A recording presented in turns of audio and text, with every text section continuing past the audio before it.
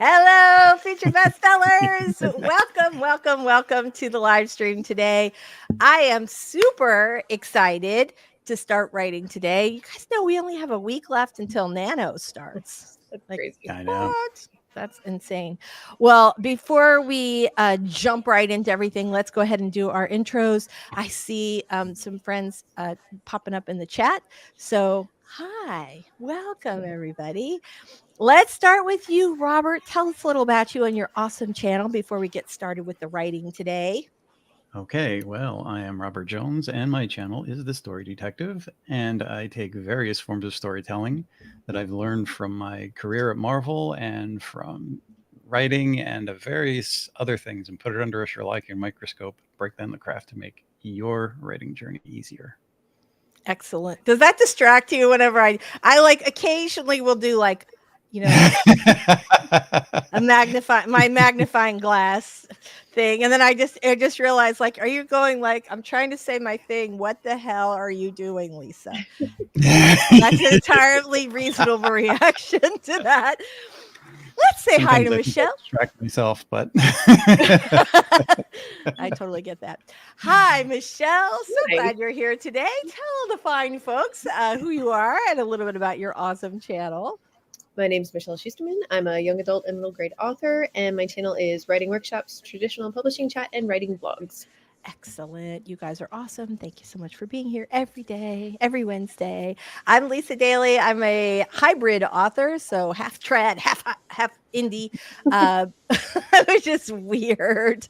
When I said that the other day, I was doing a show. I did an interview and I said I was a hybrid author. And one of the questions that I got on the show was, what is a hybrid author? Does that mean like you're like really in, like you drive a hybrid, like you drive a hybrid? And I was like, nope, different kind of thing. So if you're curious, a hybrid author is a person who is both traditionally published and independently published. Yeah, so I write romantic comedies, aka rom-coms, and nonfiction advice, and I'm super happy as always to be here. Let's say hi to our friends. Lainey's here. So glad to see you today. Lainey has been very, very busy this week. So I'm very glad that you are here today. Devin's here. Hello, Devin. Debbie's here. Oh my gosh. Hello. We haven't seen you in a little while, have we? Yeah, I'm so happy you're here today. That's fantastic. Story Detective's here. Stacy's here. So glad to see you today. Montana is here. Hello. All right, that is fantastic. I'm super glad to see everybody. So we have some good questions today. And I am excited to get to writing. What are you guys going to be working on today? Let us know in the chat. How about you, Michelle? What are you planning on working on today? Ghostwriting rom-com. Ghostwriting. What? That makes me so happy. You have like such a sort of dry and sly sense of humor, and I mean that in the very best way. I think you would be a great rom-com writer. Thank you. It's Yep. been really fun to work on this one. The client is super involved. Oh, I love that. Bringing a lot of their personal experience into it, which makes it really fun. That is fantastic. Love that. Montana working on some families for my really chaotic fanfic universe. Love that. How about you, Robert? What are you working on today? Well, today I'm working on my craft book, but I have to say that creativity has been clicking. I've been working on multiple projects, and I usually can't do that, but I'm working on my craft book. I'm working on a spooky October story. I'm thinking it's a good time to open the door to start maybe taking on some clients for editorial services, because the fact that I'm clicking on multiple things and the holidays coming up, I think it's a good time to do that. It is a good time. It's always a good time to do that, I think. Well, not always, but I feel like it's a good time for you now. RC is here. Hello, RC. Morta Gigi, love that name. Morta Gigi is ghostwriting contemporary romance. Ooh, love that. Can you share a little teeny bit, Gigi? Tell us a little about. I mean, obviously it's a ghostwriting content, but maybe like just a little extra something. RC, we are so happy to All right. This is RC right here. Right. Love, love, love, love, love, love. All right. I'm going to be, did I already say this? I can't remember. I'm going to be working on my nonfiction book project, which I'm super excited about. Nice. Yeah, really good. And our Kickstarter it ended yesterday, so that was kind of an exciting thing. It did fund, so that's good. Yay. But we really had some challenges, which is kind of interesting because I've been thinking a lot about this lately. We did have some challenges with kind of finding, I shouldn't say finding. We knew who our audience was. We had a hard time reaching them, and that was and the thing about a Kickstarter, whereas there are so many things that are great about the kind of speeded up timeline, one of the challenges is that if you have to pivot, you have to do it fast. So, which I think could be good in some ways and challenging in others. So. Debbie says, since moving to Iowa, it's been harder for me to catch the stream as it happens when I've just finished working on my comic. Well, I'm so glad you made it today. We've missed you. So super glad you are here. Montana says, though I should be working on my novel, my universe is just always constantly in my head. Yeah, I know that feeling. Right. I totally do that. Okay, can I say this, Debbie? I totally need to I feel like I'm just like working in a pile of papers right now. I have like I'm like, if you can just be a hoarder on your desk, that is what's happening. Because I have like stacks of just random crap and snacks and a curler with God knows where that came from, all kinds of random stuff. So, all right. Let's go ahead and do our very first warm-up sprint. Oh, Tina's here. Hello, Tina. We are super glad to see you today. So we're going to warm up for about 5 minutes, and then we will come back. We will talk about some questions, and then we will dig right into our big, long 20-minute sprints, which is where all the action happens.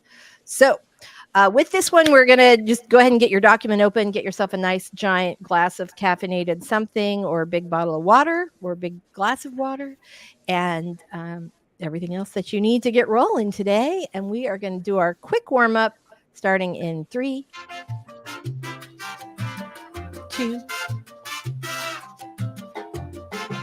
1.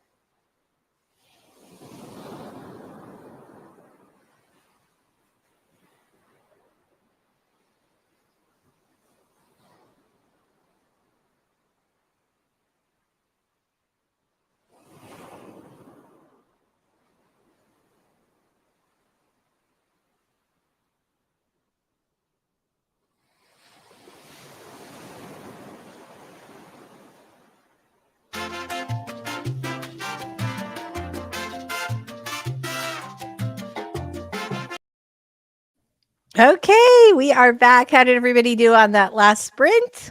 Good. Yes.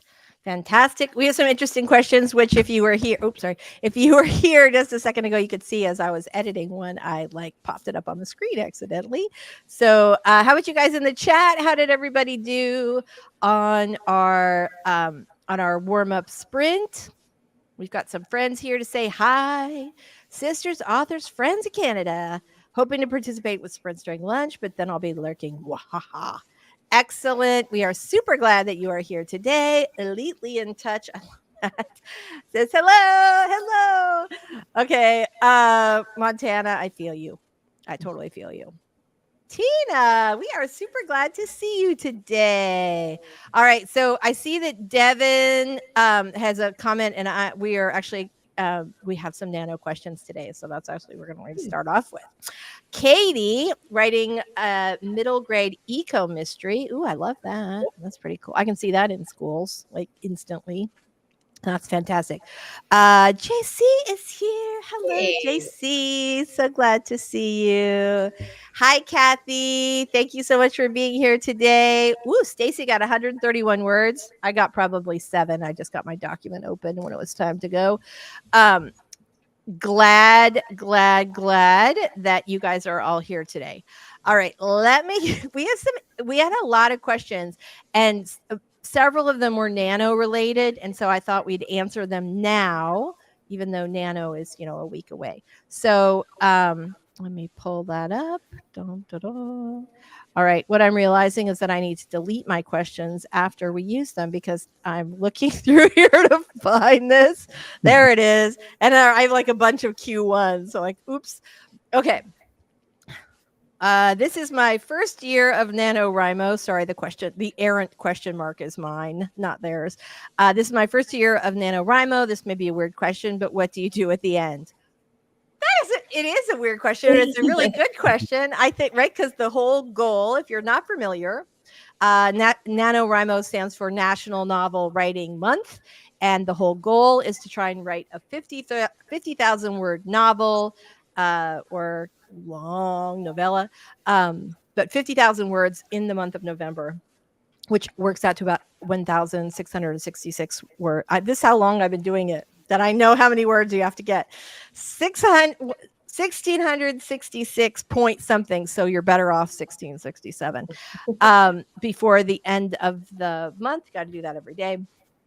What do you do at the end? So a lot of times people will publish their books at the end, whether they're, I actually, the first time I did NaNoWriMo was the start of my first novel. I did get 50,000 words, which is considered a win, but and I did sell that book, and the part that I wrote, a lot of what I wrote did in fact end up in the final draft. But I think some people indie publish. I think some people are just like, whew, I did it.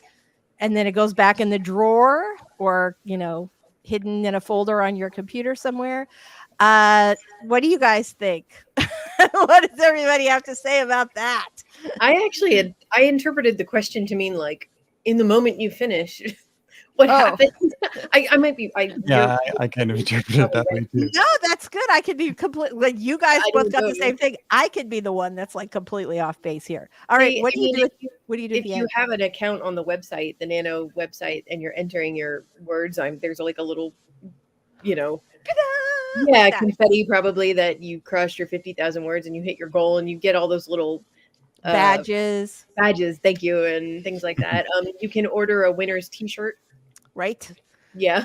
Right. You could do all those. I thought like, okay, I've written 50,000 words. Now what?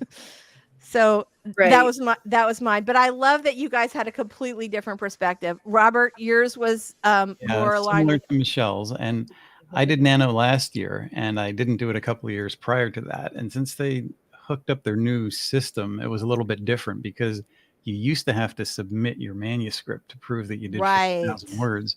And last year, I don't think they did that, but I did whatever they required. And then I didn't get what they call the winner's swag because I wanted to get Scrivener for my MacBook. I had it for my iPad. I didn't know if it switched over, but I bought it again. And it took a minute for that to settle in. I'm like, wow, I just did it and I didn't get anywhere.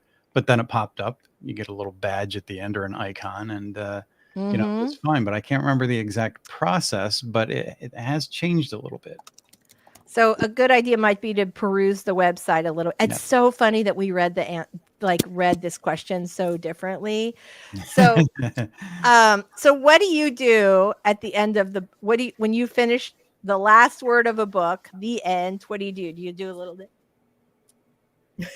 Little of that, little. I always have like a little. I'll like pop a bottle of champagne if I'm done with the book. I think you should plan a little something to acknowledge that you had the success. Agreed. Completely. Agree completely. Robert, what do you do?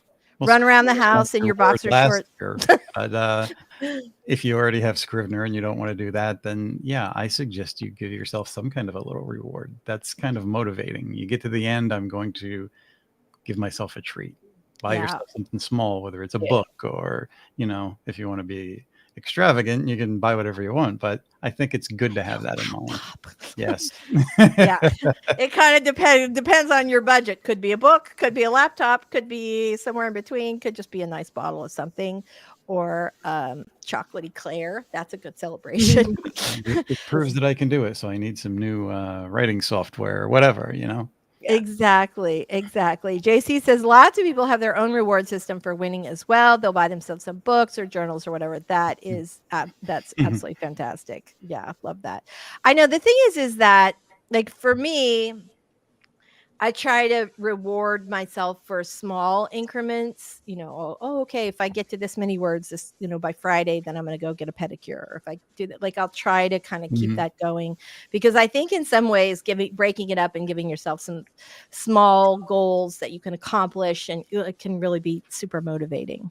Yeah, I saw somebody that actually bought a little gift for each week, and they kind of like gift wrapped it and put it aside. And if they met their goal, they got this little thing at the end of every week. And I thought that was so cool. I love that. That is such a great idea. One, because self-care is really important for authors because we spend all day by ourselves. And also, like, what a special thing to have. Like, what a great little motivator. Oh, I love that. Love that. Fantastic. Love. Kathy says, I'm scared I'll never finish. Never finish the book in general, or that you won't finish your 50,000 words? Just curious. Let us know on that one. She says, I'm a nonfiction writer, considering telling stories to help. For nonfiction, stories are a really great way to illustrate the points that you are trying to make in your book. So that is really, really good advice. I write both nonfiction and fiction, and I'm a nonfiction book coach, and I love it in a way that a lot of people are like, yeah, well, there's good information, and I am like just gooey over nonfiction. I love it. Congrats on your 20 words for our 5 minutes, for our 5 minute sprint. That's awesome. Stacy's working on a second draft of the family history story. Ooh, I love that. Debbie got some paint put away. I need to that's where I should spend the first 20-minute sprint cleaning all the crap off my desk. Amy has done Nano for years. I'm actually thinking about not doing it this month because I'm in the process of finishing editing and work in progress. And while you know I can be a rebel, it feels complicated. Yeah, I think that's true. I actually have a client who is writing her first romance, and she has never done NaNoWriMo before. And normally I would say, oh, you should try it. You should definitely try it. Except she's about midway through the book, and she's on such a good roll that I think sometimes adding in that like necessity of a word count, you know, like, oh, you got to get that 1,667 every day. I was concerned that it might disrupt her process. So I said I wouldn't participate this year, but definitely soak up all of the, you know, author advice, because there are a lot of authors, ourselves included, who are here to answer questions and help you quickly get over roadblocks so that you can make your word count. So I think there's just there's so much that's great about it, but also it's not for everybody and it's not for every time. So everybody here's done it, right? I know you've done it, Robert, because you and I met. This show is actually launched We started our live stream. Yeah, that's when we started it. I don't remember. Robert probably knows better than I have. Yeah, we started it like as NaNoWriMo kicked off. Yeah, So I don't remember what the circumstances were, but we were talking, and like the first stream or two was just the two of us, and it was my first live, and I'm like, I hope I can get through this. Mine too. Actually, I think I had done some. I had never run one before, but I had done like interviews and things on them. So that is that's so funny. I don't remember. I think I just saw a video of yours that I really liked, and I wanted to have you on, and we got along so well, and like now family. So well, and then you are the person who met Michelle first, I think, for Wordstock, right? Yeah, I saw her channel and I said, and then I'm like, we need to adopt her. Well, you were like, oh, we should have her on. I'm like, we should have her on forever and never let her leave. So I love that. Speaking of people we love forever, Carol Brown is here. Hello. Take my comment, like, and view for your channel growth. What? I don't know what that means. I must have missed a comment earlier video or a thread. I don't know, but Carol, will you please give me an explanation? You know how I am in the morning. Stacy wants to know what kind of nonfiction you write, which I think you answered anyway. So Montana did it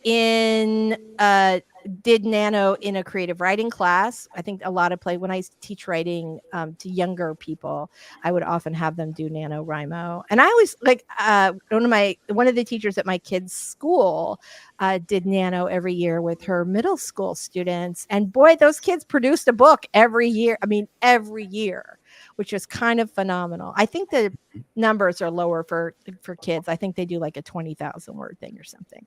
So love that. Fantastic. Oh, good morning, Regina. We haven't seen you for a little while. We're so glad to see you today. Oh, this is a good one. Splufford. Hi, Splufford. We're glad you're here. Says, I don't like rewards for writing. If you want to build the daily writing habit, relying on rewards for motivation is not the way to go and could get expensive. As a person, you actually buy though. Yeah. Like sometimes the reward is just, oh, the weather's nice, so when I'm done with this, I'm going to take Rosa for a really long walk. Or like there's a podcast episode that I'm excited about or an audiobook I want to get back to. So I get to listen to that when I'm done. Like that. Yeah, it's some of it's sort of gamifying your like, oh, if I get my word count done by this time, then I can, then I'll get to do this thing. I know it's funny because my reward used to be every Friday I would go to the beach and write. Like if I made my word count all week in my office, on Friday I would go write at the beach. And then when I've told this story before, when I started tracking my writing to see like what time of day, what I was drinking, what kind of music I'm listening to, etc., I realized that I actually write like twice as fast at the beach. So then I swapped that and I started writing at the beach every day, or at least every day that I possibly could. All right, so Avi, hello, darling. We love you. First did Nano in 2017. Yeah. Yeah. Yay! I first made my writing group, and it was her and me and why can't I think of the guy's name? Michael. I can't think of his screen name offhand. Oh, I know who you mean too. Chin? And sorry. Yeah, we kind of had a blast. That was when they had the old Nano set up and we could communicate back and forth and we were talking and motivating one another. I miss that. I know. I like that so much better. I really like that so much better. First, we have to give a little shout out to Avi. Ready? Because since 2017 to 2023, like that's great. That is really, really phenomenal. We are super proud of you. Didn't finish because of COVID. That there's nothing you can do, right? Nothing you can do. My first Nano was way back in 2006. A bunch of people on fanfic websites I was on at the time were doing it, so I joined in. Oh, I love that. Cool. I think that was probably my first year as well. I think it was my first. It was 2000. It must have been 2006 because my book was published it was March 20.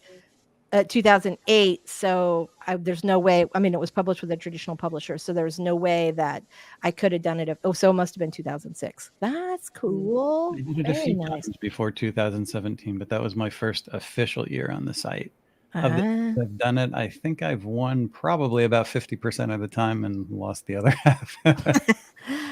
I love that. Hi, Kanashi. We're super glad to see you today. We are talking a little bit. We had a number of NaNoWriMo questions, and so that's what we're talking about today. We're answering some reader questions, and we are actually going to go do our 20-minute sprint, and I think we'll come back.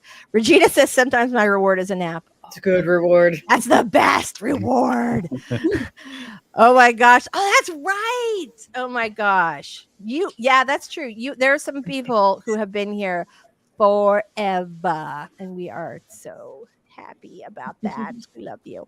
To me, writing gets lonely, but I need no reward for it. So it does get lonely, even if the reward could be like meeting up with your little author crew on Zoom once a week, which I have a group that does that. I love that. Old Nano group chat was a really good time. Oh, yeah, definitely. Very nice. Well, speaking of sprints, let's do some. I feel like that would be a good thing. Let's get rid of this question. I'm going to pop up that timer right on the thing here. If you did not let us know what you were going to be working on today, definitely drop that in the chat. We are excited to hear all about it. In the meantime, let's do some good old 20-minute sprints. All right, here we go, everybody. We're going to get started in 3, 2, 1. Let's cha-cha.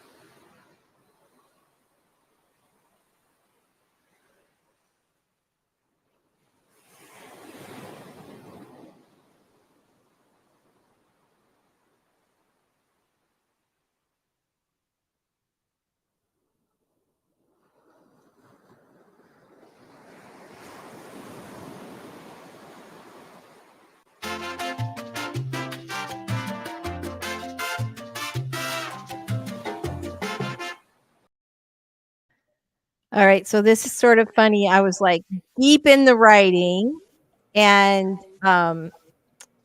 then when the thing went off, like I couldn't find the window. Like it was like off to the side, and so all right, there's that. Let me just go ahead and get all this settled up. All right. So how did you guys do on that last sprint? Awesome. Mostly just read what I wrote last week because I forgot. That is the problem sometimes with switching books, going back and forth between books, especially if it's been like a week or two, then you're like, oh shit, where am I? I do find though that like once I read what I've written, then I end up like always sort of a bunch of ideas will kind of bubble up because your brain's been kind of percolating on it. Yeah. But it's not necessarily right there at the surface. Right. All right. So let's see. Did I ask this question already? How do published authors feel about NaNoWriMo? Do they? Oh no, we didn't talk about that. All right. So that was our next question. How do published authors feel about NaNoWriMo? Do they do it? Well, I was going to say, awesome chatters. Let us know how you did on that last sprint. Tell us what you think about this particular question. So Michelle is raring to go. A lot of published authors first got published off books they wrote for NaNoWriMo. And I really wish I remember the exact number, but I have read multiple times that The Night Circus by Erin Morgenstern, which is like a massive bestseller. She wrote it, but over the course of like 6 or 7 nanos. But yeah, I mean, like a lot of really big authors, and you know, a lot of authors in general definitely do nano, and I'm sure a lot don't. I think a more interesting question would be, how do agents and editors feel about nano? I know. I mean, on one hand, it's something that is probably really exciting. The other hand, they probably get like a lot of, at least from published authors, they probably get some book submissions like rolling in December with everybody's like, yeah, I got this thing I'm almost done with. I had a friend who was an agent for 10 years, and she said without fail, sometime in December, early December, you'd get these not revised or polished drafts that you just, like a slew of them that you just knew were nano books, and that's the mistake, y'all. Right. Before we start sending out to agents and editors, we definitely want to do a nice edit, strong edit, and the polish. Right, exactly. Stacy got 307 words. Yay! Nice. Very, very nice. Excellent.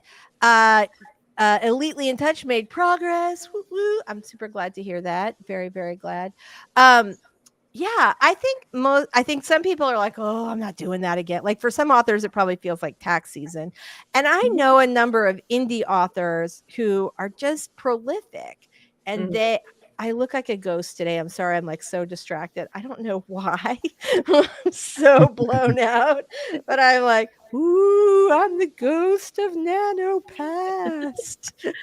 It's fitting for the season. Exactly. So, yeah, I think a lot, like I know authors that produce that many words in a month, every month. And generally speaking, I do too. But I will say I have done some nano books where I'm like more focused on the word count at the end than and that it like than writing like the best work. So like there's a competitive part of me that's like, oh, if I could do this, great, and come in at 47,000 words, or I can win nano by cranking out an extra 3K. I will confess that I will, in fact, on occasion do that. Okay, so I think this is a good question. Oh, for some reason, StreamYard is not loading comments. Does anybody have anything to say? I was just about to reload the site, and then I realized, oh, that will kick me out. There you go. Oh, Lately in Touch had a good question. Very nice. All right, so let's move on to our next question, which I thought was a really interesting one. Of course, they're not in order. All right. If I indie publish, can I still get into bookstores? This is a very good question. The answer is yes. Depending on how you make the book available, if you're publishing through like Ingram Spark, it makes it easier for them to to order the books. Mm-hmm. If you're going to do like a book signing or something like that, you probably, unless you're a really good seller, should not expect to be carried by like the Barnes and Nobles of the world, except maybe your local one. If you're indie published, just because it's like even traditional publishers are not getting all their books into stores. I'm not sure if that's just Barnes and Noble buying less stock, or I don't know what's happening with that, but it feels like a lot of people are talking about that. Yeah, so that's the answer. I know sometimes it can be more challenging. It really depends on how easy it is. It also depends on whether or not, if you are indie publishing, whether or not you're offering standard industry terms. So if you're saying the books are not refundable, you're not going to give like the normal massive discount, which I think is like 55%, as I recall. I should know this. I've known it for a long time. It's just one, you know how it is, like when you've known your name your whole life and then you forget. But yeah, but so it is possible, and generally the path through like Ingram Spark, having them do at least some of your distribution is the way to go to do that. Oh, this is a good question. So that's why they say wait until February to query, because of all of the nano submissions. I thought that was just because they didn't think they were serious authors. Either way, yikes. I think a lot of agents, are like, because Nano has netted quite a few published books, I don't think that they're really against it, but they probably are. It's probably like January for divorce attorneys. You know that they have like seriously the busiest day of the year for divorce attorneys, day in and day out, is the first Monday after the new year, because you've bare knuckled it through the holidays with your spouse that you don't want to be with anymore, and now you're done. Monday morning, phone ringing off the hook.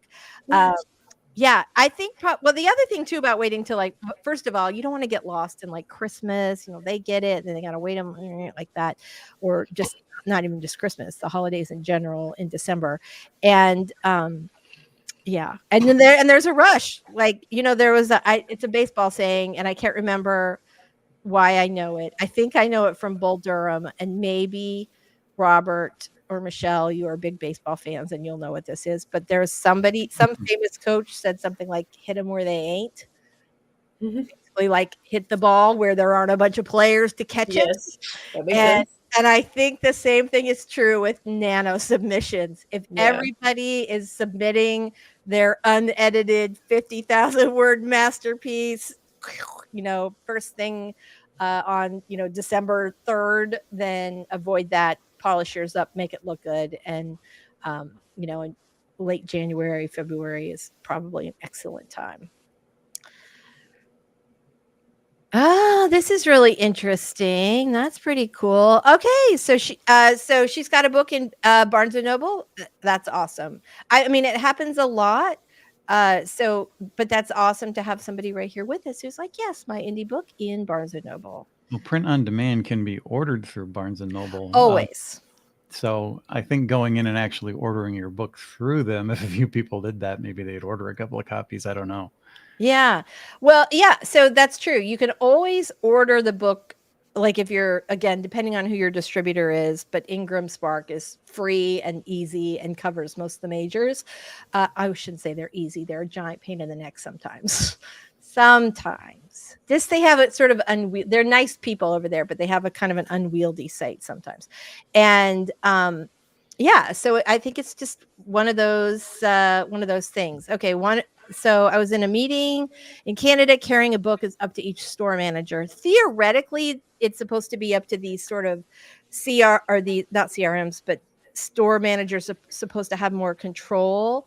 But what we've found just in working with other authors is that a lot of times corporate nixes it. And also sometimes there's a problem if you don't have printed stock in the Ingram warehouses, then Barnes and Noble can't order it. So if you're print on demand, yes, technically they could get the book, but there's like a sort of kibosh that happens like, midway between the store manager wanting it and not. One manager told me she'd be taking 90% of the profit, and I declined. I don't know if they take 90%, but I wouldn't discount that, because you might get a loss on a few books, but if it's in a bookstore and somebody buys it, you're going to get in front of somebody, and you want people talking about your book, because technically word of mouth will sell more books than most other types of advertising. Right. You just need to do something to get them talking about your book. Yeah. Well, there's a lot of that too. I will say, yeah, that's a lot. All right. So here is a good question. Have you ever heard of Blurb and Bookstore for Authors? Is this a place? Is it an organization? Is that like the whole thing is called Blurb and Bookstore? That's kind of interesting. Yeah, I'm not sure exactly what. Yep. Give us some more information. More details there. Yes, please. All right. Let's see. Let's see what our. Ooh. Now that speaking of blurbs, I thought this was interesting. Ooh. Should you ever pay for reviews? Okay. I mean, I've never actually heard this discussed before, but now I'm remembering some big controversy years ago where some self-published author was like offering incentives to readers for leaving reviews. That is against Amazon's terms of service. Yeah, I feel like you're buying good reviews. Yeah, which is not ethical, in my opinion, or a good look. Yeah. So it's interesting because I read that, like, okay, when we're talking about should you buy Amazon reviews, the answer is no.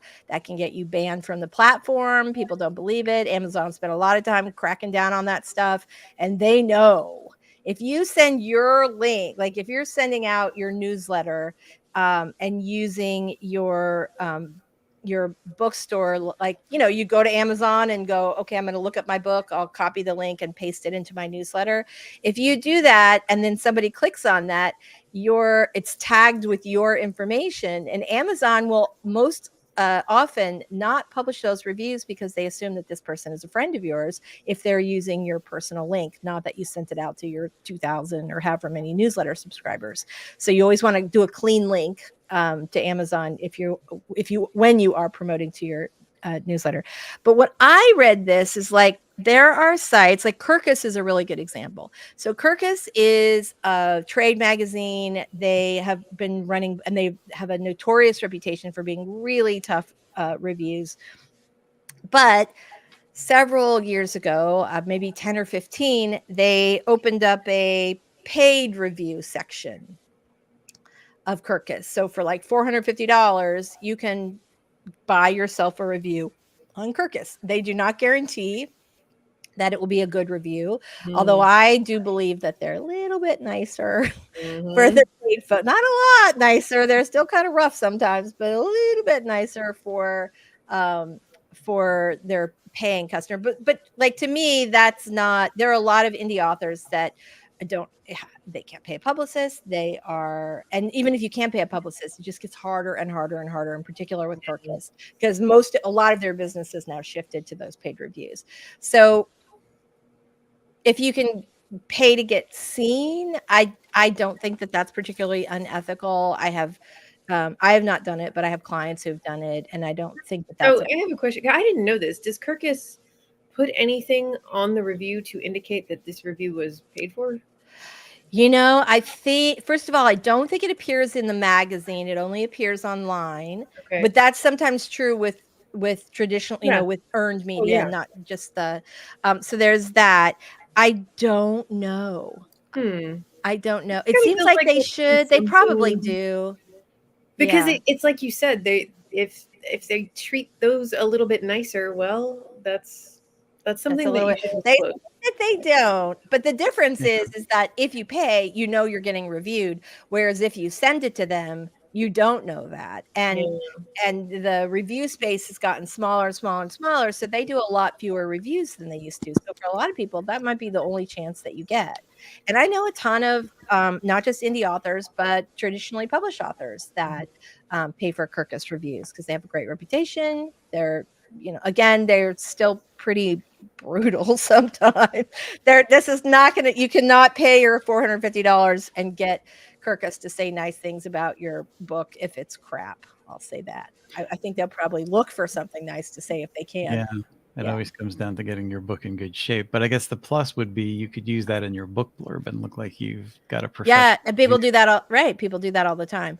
The thing I think is really interesting is that like 10 years ago there were so many little book bloggers and things like that would really help get the word out about books. And unfortunately, now a lot of those places want to charge you to review. Then they say the same thing. You're not paying for a good review. You're just paying for us to give you a review. And but that can get really expensive to to pay for all those reviews. And some of them are really like an insane amount of money. Like Kirkus is like $450. If you're going to pay an insane amount of money, like $450 for a review, Kirkus is probably the only one that would be worth it. Those little smaller sites, your return on investment is going to be no. So yeah. If you're going to put out $450, though, it might be more beneficial just to advertise somewhere.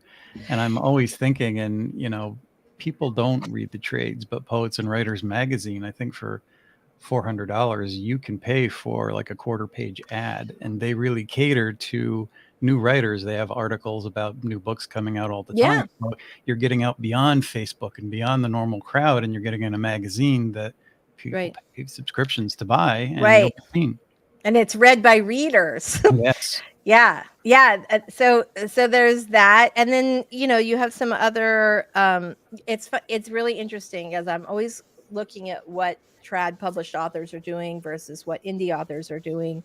And indie authors don't care if they got reviewed in Publishers Weekly. They'll pop up 7 different, Goodreads 5-star Goodreads reviews on there, and good enough. And you know what? Readers are as influent. Like, first of all, there's no readers out there unless they're also authors who are like sitting down with their weekly copy of Publishers Weekly. Like, ooh, let me put my slippers on and get the dog on the couch with me. I got to see what's coming up in 7 to 9 months. They just don't do that. And I think like the last consumer magazine that was like that was probably like Romantic Times, which was like an actual magazine just filled with book reviews for romance readers. But I don't think it matters as much. I think that people, especially now online, value consumer reviewers just as much. So maybe a Kirkus review, the rest, no, for me. Okay, let's go ahead and do another sprint. We have some more good questions. Actually, we've got 7 comments. Let's see. Ooh. If you do a promotion, can you ask for reviews? You can always ask for reviews. I'm just so surprised by I would for sure. And a lot of places like, here's a good example. Fresh Fiction, right? They do non-paid reviews, but they also do other kinds of promotions where they'll do a send out, or they'll do, like, I think they work with like book clubs. They sort of manage both, but they still have their editorial side is still clean in that you're not, it's still clean in like that. It's not paid reviews that way. Let's see. Kanashi says it would suck to pay for a Kirkus review and they bash your book, though. Would that be money well spent for the critique? No. Yeah, except it's a paragraph, right? No. And it's never a thoughtful. I shouldn't say never, but sometimes Kirkus is just mean without offering anything of value. You know what I mean? Like, I know. I know. And another thing I see people doing is they will print copies up for art copies, but again, they pass that out to their friends or their, Facebook group or Instagram followers. If you printed up like 25 copies and went to small bookstores or just pass them out to anybody that wants to read them, get it beyond the group, and you'll probably get some honest reviews and say, here's a book. If you like it, review it. If you don't like it, review it. It's still, Right. Well, and you always have the time-honored tradition of author blurbs, right? We all, before publication, you get, you'll reach out to authors who write in the same genre and say, hey, my book is similar to this book that you've written, or I love your work and we're in the same niche. Would you consider writing me a blurb? And you have to give them lots of time and then nag the crap out of them because authors are, we're like, when we say yes, right, you really want to do it. But then when the time comes, you're like, oh shit, And then you're like, when do I need this by? When do I need this?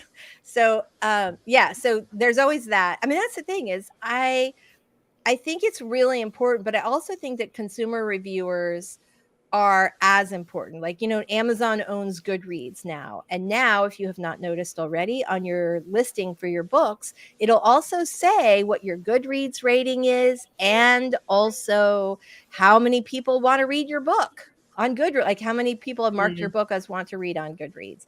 And that's like important. I mean, right? I would rather have a Goodreads review that lasts forever, that's going to show up on my Amazon page, and I would rather have that than a review from a I shouldn't say that. I always love trade publication reviews. Yeah, but I think that the consumer reviews just become more and more and more. They are, and that's why I really wish Goodreads would get it together with some more regulation, at the very least, to take care of like 1-star bombs because an author said something you don't like on Twitter, or you know what I mean, like stuff that's not about the book. That's not about the book. It's about the author. Doesn't allow you to rate and review the book before it's out. Yeah, that's like a huge problem. I mean, I've seen book announcements come out and people get offended by something in the announcement and go 1-star it to death on Goodreads. And it's like, you shouldn't be able to do that. You haven't read the book. Right. Like, what if the announcement was worded badly? The author doesn't even write that copy. Like, right. That's true. Well, and the other thing with that is, like, a lot of times those Goodreads reviewer, I mean, one of the reasons you approach Goodreads reviewers when you have a new book is because a lot of them are on NetGalley, and so they are reading the book before publication, which can be super valuable because they can start talking about it and kind of get that buzz going. But especially if you do like a Goodreads giveaway of like 100 digital copies or something like that. But there are sometimes where it's just personal, where they don't like something the author said about Taylor Swift, and that's it. Now they're mad, and so they're gonna review bomb it. But that is problematic. And as much as I love Goodreads because it's like a community of readers, there are times when it can be toxic. Ooh, good question. How do you get a Goodreads review? So there are lots of ways. One way is, do you guys want to talk about this? Yeah. So there are lots of ways to get Goodreads reviews. One way is to just go on Goodreads as yourself and look at people who are reviewing the kinds of books that you personally write.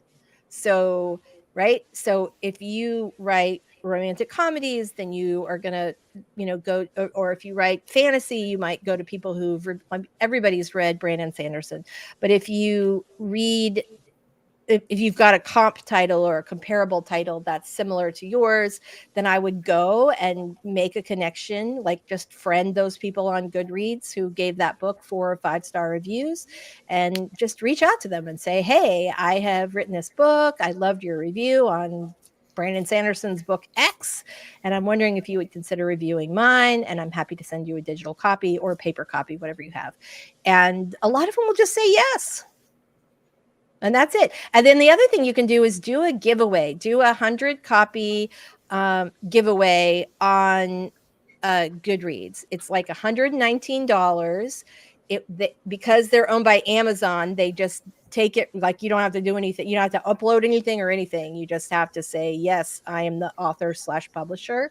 And that means 100 copies are going to people who registered for it. And everyone who registers to win it is going to end up marking your book and putting it on their want to read shelf. So you get a couple thousand people that say that they want to read your book, which looks good on Amazon, looks good on Goodreads. And then you have 100 people who actually get your book delivered, who want to read it. And a lot of times those folks will leave reviews because that's the whole reason they're on Goodreads. Yeah. There you go. There's people that want to be like professional book critics that actually have reached out to me and said, do you have anything for me to review? So there's people. There are lots of people. You feel free to send any of those people my way, Robert. I've always got client books that need like a good review.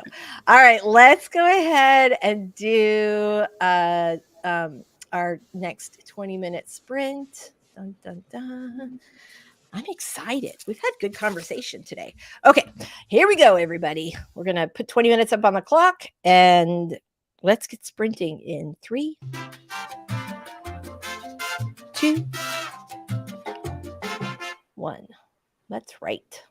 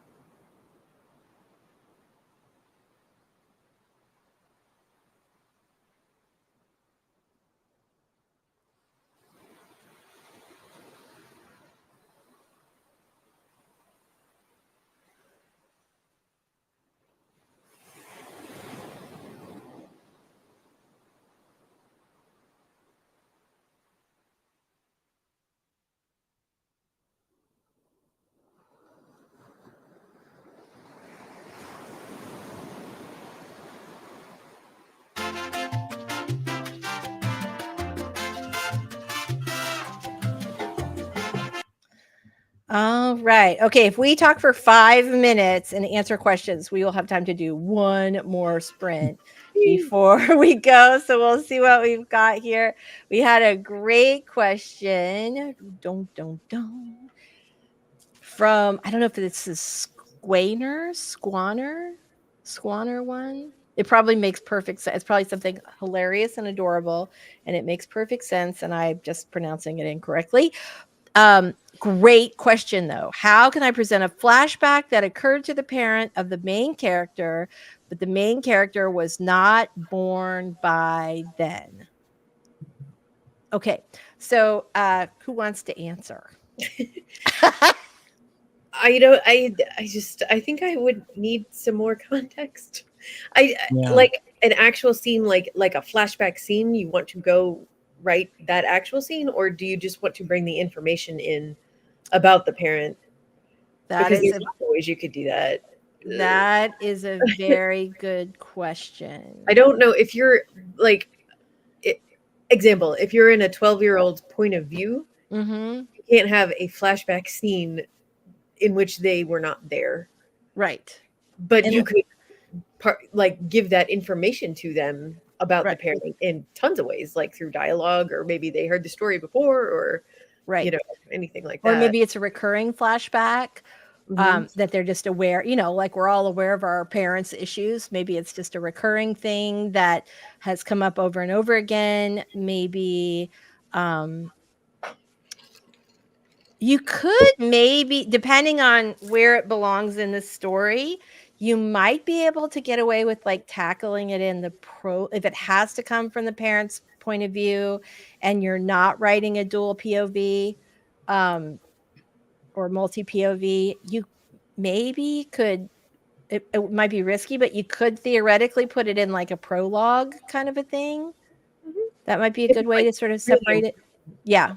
It also seems like if you're doing like a third person omniscient, the narrator obviously is like God and would know these things, and it's very easy to slide into that flashback. That's true. If you're having a kid that doesn't know about it, are they learning it at that point in the story? In which case you could have somebody come and say, okay, I'm giving you this information.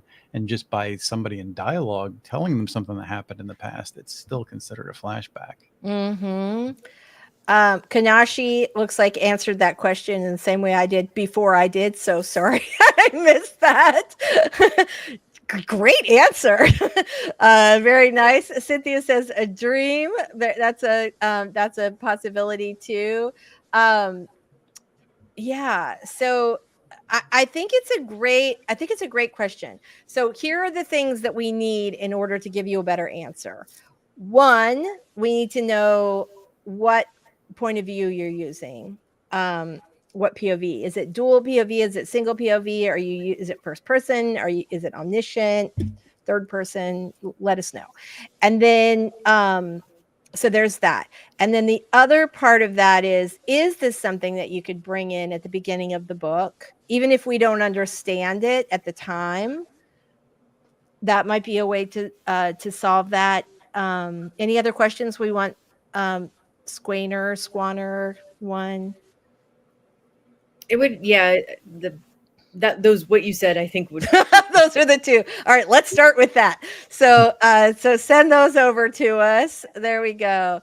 Let's see. What if I use third person POV omniscient, but in a whole chapter?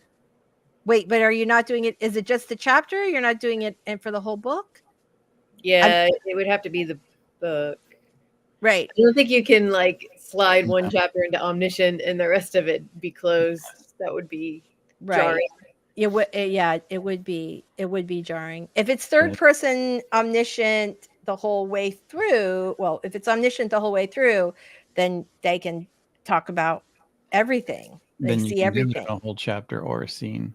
Yeah. And basically don't think in terms of chapters, think in terms of scenes. I mean, a scene can become a small chapter in itself if you need to slide into that person's point of view, but don't make one chapter third person omniscient and the rest of the book be like first person or something like that. Yeah, that'd be a little weird. It'd be like, God here, I've got to, yeah, that would be. Not that I haven't tried weirder shit myself. I'm just saying that, no judgment.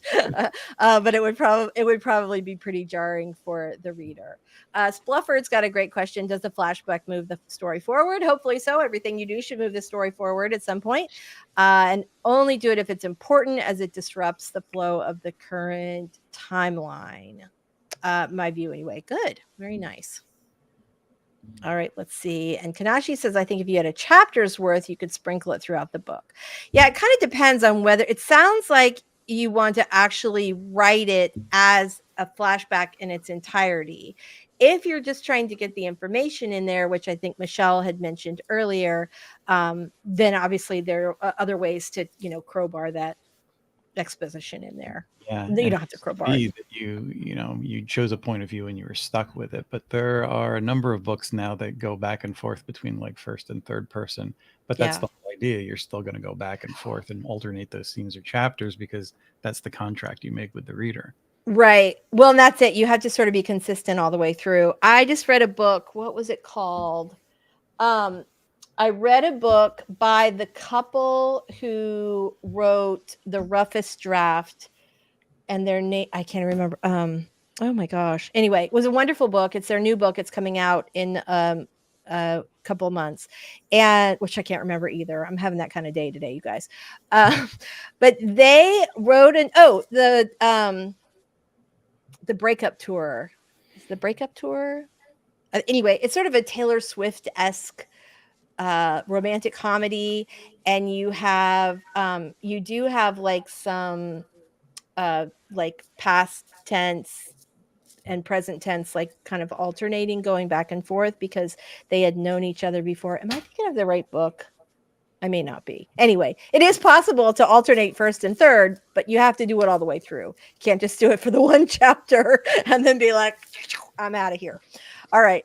Let's see if we've got anything else. Okay. Let me give more context without revealing too much. I want to reveal what happened to the parent of the main character after a reveal has happened probably after a reveal has happened to the main character. I want to reveal what happened to the parent after a reveal has happened to the main character. Something happens to the main character, and then so I guess my next question is, is this something you need to reveal to the reader only or also to the main character? Because if you want to reveal it to the main character, then there's, again, lots of ways you could do that. The parent could tell them. Another member, something like this happened to me. They could find an old recording or photos or a letter that gives them that information. But if it's that you want the reader to know the context but not the character, then that's trickier. Well, you just gave me an idea when you were talking about that. You always have like the diary. Mm-hmm. You could always do that, because then you could get the flashback in the parents' words because it happened to them at the time and they wrote it down. But then that also allows you to, without changing point of view, and to know what happened a long time ago. So something like that can work too. Or a relative saying, this reminds me of when your mother da da da da da. And there are lots of ways to get that information in there. If you're specifically wanting to get in the flashback, that's a little bit more challenging. Yep, that's a good one too. Oh, here we go. Good one. The Last Flight by Julie Clark. Switch back and forth between first and third. I didn't even notice it right away. It was an audiobook, but it was really cool. Great book too. Mm-hmm.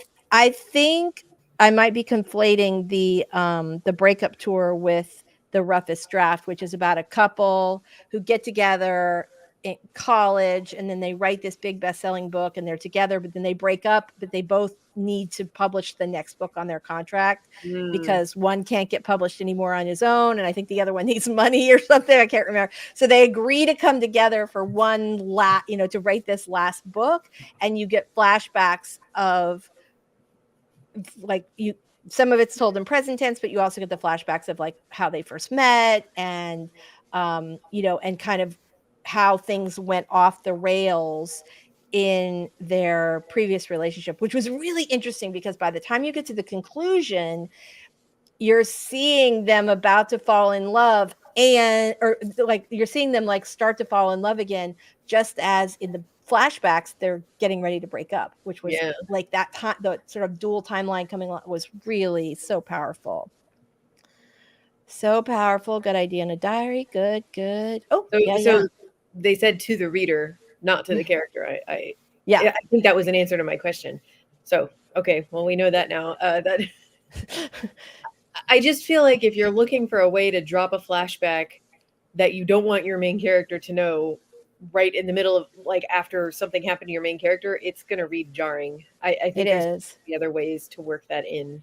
Yeah. Well, the prologue would still work for that, though, because it's sort of separate from the, and also you have the information, but you don't really know why, like what the context is, but you could sort of trigger your reader to go back to the prologue in that scene. If you have the mother, I don't know which relative it is, but let's say it's the mom. If you have the mom reacting in an unusual way to the news that the main character has said about this thing. All right. Cool. Idea is a good one. Yeah. Very nice. Love it. All right. You get really good advice, you guys.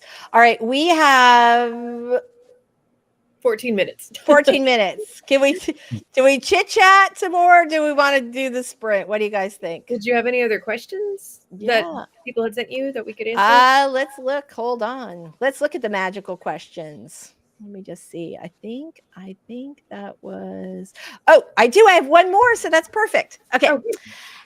How do you make characters act their age? I think that's so funny. I play with that a lot because there's almost always a funky octogenarian in every book of mine. Aww. And in the Cutting Edge, I did a kid, which was not because one of my main character, Logan, the hockey player, is a single dad.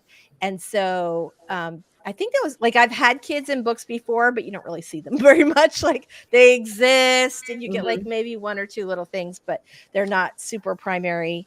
Some people think kids and romance don't mix.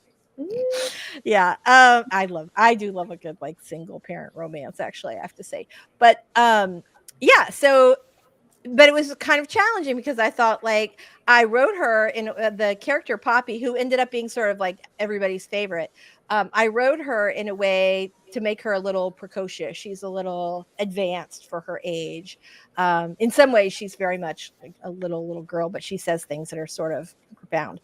And I modeled her after my kids because they would say things. My son in particular, although my daughter was, she would say things that were kind of profound in a different. She would was so empathetic, is so empathetic that she would make observations that adults would not make.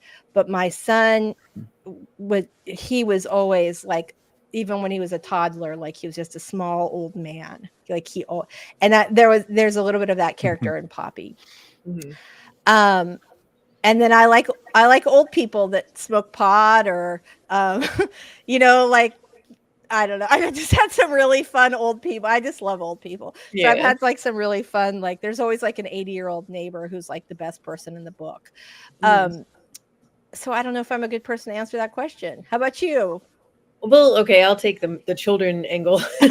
Good. That's what I write most. Like you will often, I see so many reviews, especially Goodreads reviews, but sometimes trade reviews too, where people are like, this character acted way too old or young for being a 12-year-old or a 13-year-old. Right. And I, having read the book, completely disagree because there's no one way a 12-year-old acts. Right. Like I have met some incredibly mature kids and some very immature kids and some kids who are like, you know what I mean? And I think, like, generally speaking, they like how, I don't know, what is their age? Like it's how do I say this? I'm sorry, now I'm struggling. I know. Like people are not always great judges of that because if they read a book and this kid is 13 and they make a certain decision, the reader is thinking about when they were 13. And maybe they would have made that decision or maybe they wouldn't have, but it doesn't mean that it's not an authentic 13-year-old decision. It's just not what you did. You know what I mean? Right. Like if a kid sounds like incredibly wise, then sometimes it can feel a little off. But I don't know. I think it's more, I think if you have a well-rounded kid and their choices and decisions and motivations make sense, then Right. they are going to sound their age because they're going to sound real. Right. I think that what you just said is so important because I was thinking about like think about a 13-year-old kid who has a helicopter parent who has every need taken care of, who's like anytime they get a B on a spelling test, their mom is right down, nagging the teacher versus a kid, let's say, how old did I say my imaginary kid is? 12, let's say 12. Okay. Okay. So but let's say instead of that, a 12-year-old where you have a parent that's sort of over parenting them, Mm-hmm. then you have a 12-year-old where their parent is like an alcoholic or a drug addict or works all the time or has a special needs kid where they're barely there and the kids making their own lunch and scrounging for food and babysitting an infant while their mom works the overnight shift. Like those kids have different levels of capability, and so the way that your characters act their age really depends on their lives up to Yeah. that point. Right. Yep. Yeah. I'm always thinking about getting characters in conflict. If you're looking at characters who are younger and characters who are older, of course, the younger ones are going to have less filters. They're going to say what they're thinking, drop Right. bombshells, maybe say and do things that might seem absolutely insane to the adult characters. Yeah. And in conflict to that, their thoughts and what they say, with their actions, they may be more tentative about doing things in life. Their stance, the things that Mhm. they might be afraid of doing, whereas Mhm. an adult might have a more confident stance. And what they say, even if it's complete bullshit, they're going to say it with authority. Right. Right. That's true. Well, don't we all know everything when we're 13, huh? Stacy, right? There's a lot of that. Well, and think about like how a confident character might act versus one who was really shy. And yeah, I think about like my daughter who, when she was in preschool, was like too shy to ask the teacher if she could like bring a specific item to show and tell. Mm. And like having like a pep talk in the car, like, okay, we're gonna ask her today. Yeah. And but then now this kid could like run the world. I mean, I've just, yeah, it's a completely, yeah. Anyway, so I love this advice, Stacy. Thinking about people in the same age category that if you're Yeah, like, for sure. I don't have the faintest idea how a 92-year-old acts, then think about some 92-year-olds or go meet some 92-year-olds. They always like visitors at the nursing homes, and have some conversations with people. Okay. I don't know why, but that just pulled together the way I wanted to say what I was trying to say. Okay. Just like when you when authors try to write diverse characters and they end up writing stereotypes, you can accidentally do this with ethnicity and with race and with sexuality. You can do this with age. If all you're thinking about is, well, this is a 12-year-old boy, so he would act like this, then you're kind of stereotyping Mm-hmm. 12-year-old boys. You have to consider them as a whole person. Their age is just like one part of who they are. Yes. I think that's what I was trying to get at. I think that's a real right. I think that what you just said is so important, that you have to think of them as a whole person, and the age is one component of that. Right. Yeah. Yeah. That's great advice. Great advice. Kanashi, I love this. Yeah. Right. Nobody. It's funny because my mother is, I don't even know how old she is. We always joke that she's immortal because she hasn't changed for like 40 years. She looks the same. She acts the same. She's just Granny Janny. No. And and the thing is, she's like super active in her life. And it's funny now because a lot of her friends are like starting to look and feel like little old ladies. And but there's my mom, walking in, doing her thing and painting her toenails purple and all that. So yeah.